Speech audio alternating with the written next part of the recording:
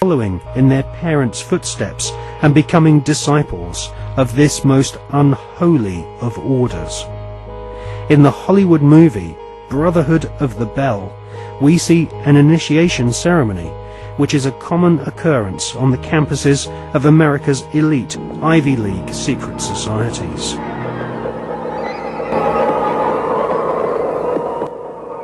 Mr. Patterson, Philip Everest Dunning, Mr. Chad Harmon, Mr. Dunning. Mr. Dunning, the articles and letters of the Brotherhood.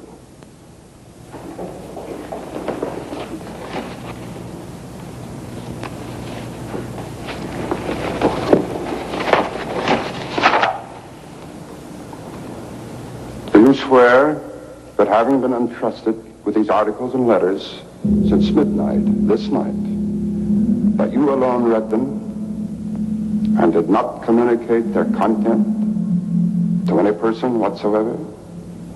I so swear. Having so sworn, are you now prepared to go forward? I am prepared.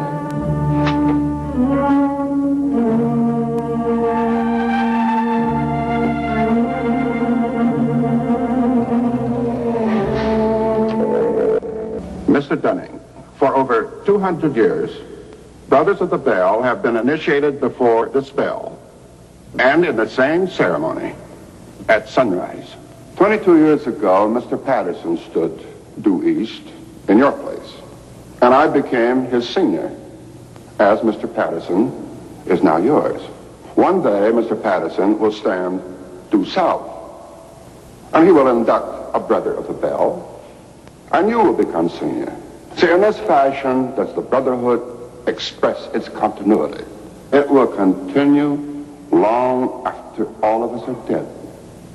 But that continuity depends upon one thing: obedience. Absolute obedience. If and when you are ever called upon by Mr. Patterson to pay your due bill, you must comply, whatever is asked of you. Well, that bill may come due tomorrow, in 20 years, or never. It will not be a matter of money. It will be an act of fealty, of loyalty to the Brotherhood of the Bell.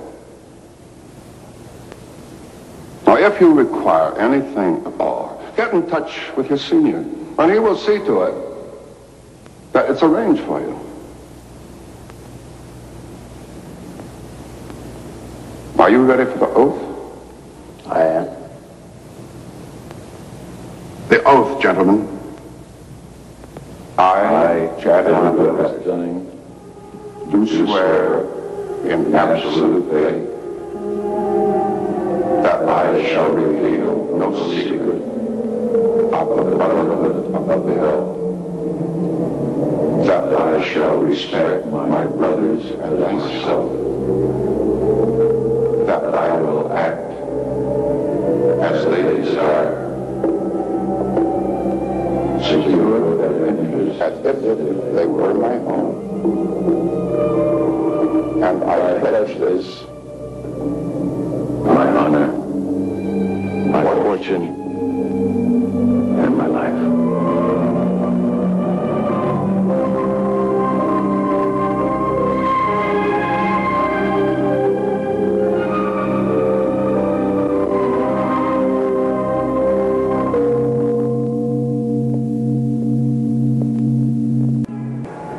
I still find it incredible that I could get anything I want. Anything a man could get with money, privilege, and the best connections. You know, it just occurred to me that we're part of the establishment now. Not part. The establishment.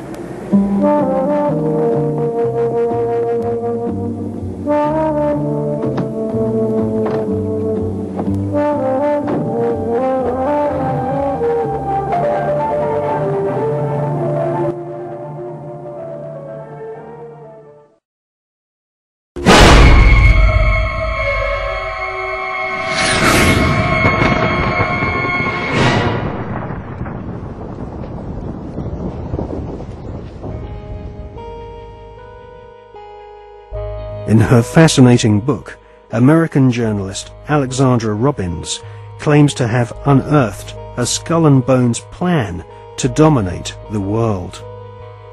One can't help recognizing the fact that in the 170 years since the formation of the Skull and Bones Society, it has members in the most influential jobs all over the world. New initiates seem to fall effortlessly into high-paid jobs within banks, media organizations, government agencies, and huge corporations which earn vast profits from government defense contracts.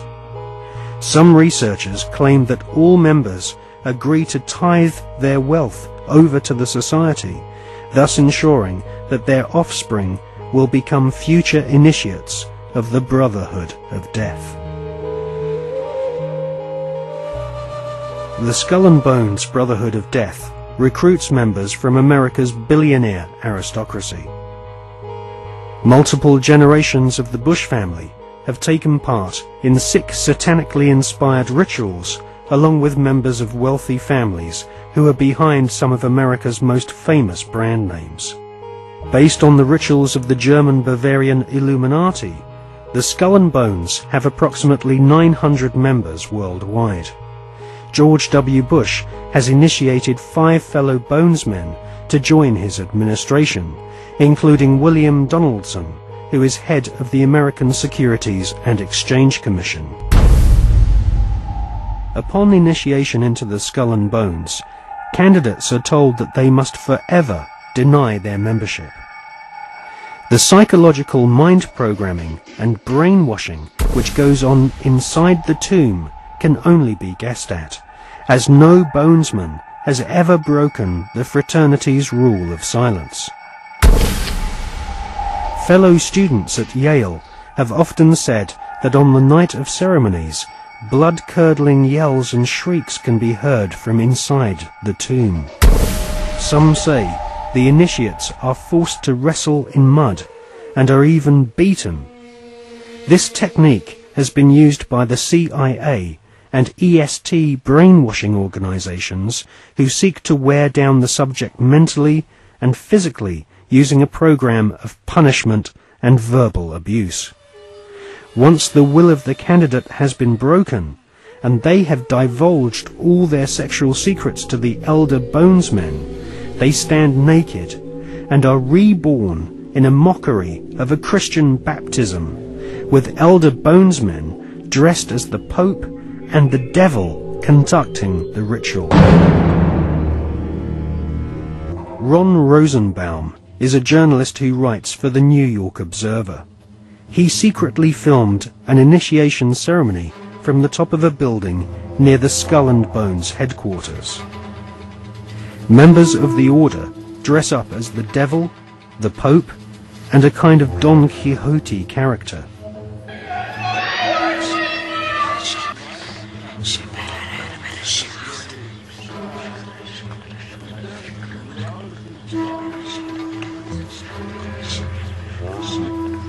The Pope wears a white monogrammed slipper which rests upon a stone skull. Each initiate is led into a chamber where fellow members shout obscenities and abuse the new initiate. The initiates are told that they are superior beings and are part of a privileged elite who use war, terror, and famine to control Earth's human population. This callous philosophy was illustrated in the Hollywood movie Skulls, made in 1999.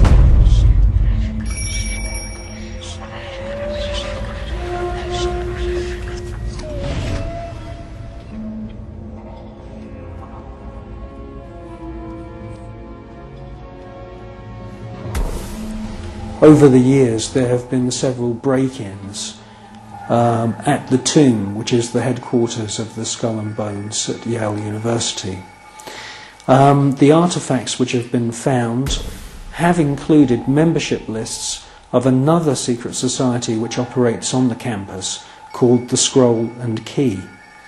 Now, it seems pretty obvious as we research this material that the wolf's head, Phi Beta Kappa, the scroll and key, and skull and bones are all different flavours of the same Bavarian Illuminati secret society.